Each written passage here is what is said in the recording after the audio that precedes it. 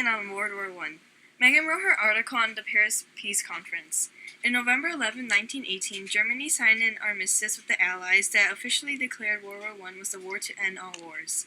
At a meeting in Versailles, President Woodrow Wilson proposed the 14 points that affected trade, military conquest, arms reduction, and the League of Nations organization that ensured freedom for all nations, but other Allied negotiators did not agree because they wanted Germany to be responsible for the entire war.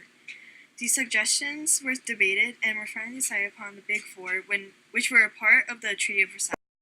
Francis's paper touches base on the main causes and outbreaks of war.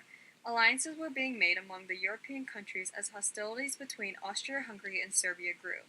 Agreements and promises between countries assured each other backup in case of war. It was the Allies, France, Great Britain, and Russia, against the Central Powers, Germany, Austria-Hungary, and the Ottoman Empire, after Austria-Hungary declared war on Serbia. This was a surprise to all countries, seeing how Germany's bond with Austria-Hungary was composed of a blank check, and the fact that Russia's military had already begun to mobilize 2 days before the war was declared. August 3rd marked the day when Germany declared war on France, closely followed by Great Britain declaring war on Germany after German troops invaded Belgium. Written by Eden, she covers the advancements of technology throughout the Great War. With the new technology, new fighting styles also appeared. The most popular fighting technique is trench warfare. In trench warfare, both sides would dig up trenches miles long, parallel to each other. The area in between the trenches was called no man's land, since most soldiers who went there never returned. With this style of fighting, diseases spread, such as trench foot and trench fever. A new type of machinery, the machine gun, was also invented. In the beginning of the war, airplanes were also invented, but they were only used to survey enemy territory. As technology advanced, countries were able to mount machine guns on the airplanes, making them an offensive tool war.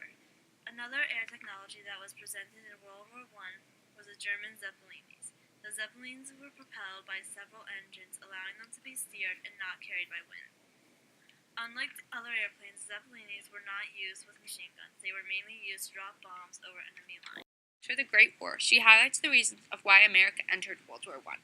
She writes how President Wilson had to convince the Congress and civilians that joining World War I was the right step. Abby writes how the idea of participating in the war was sparked when Germany sunk the British ocean liner, the Lusitania. The Lusitania killed almost 1,200 innocent civilians. Many of them were Americans. Like she says, Wilson encourages our men to fight back. Because of America's hesitation to go into war, we asked Germany to stop sinking passenger ships. Abby writes how Germany disregarded our request, so Americans' hatred for Germany grew. Abby also writes how Wilson only declared war to help preserve our nation. Germany's minister had sent the Zimmerman Note to Mexico. This stated that if Mexico helped Germany, they would receive U.S. territory. Because the British interceded this message, Mexico never got it. This made the U.S. even more disgusted towards Germany. The U.S. had already been helping the Allied forces. This is because we wanted the Allies to win. Abby makes it clear that America did not want to enter the war, but they did want to win. Uber time. I'm on the phone, Abby. Oh, you are? Just you, I'm on the phone! We'll be discussing a magazine. Your gun, get your gun, get your gun. Take it on the run, on the run, on the run. Hear them calling you and me every son.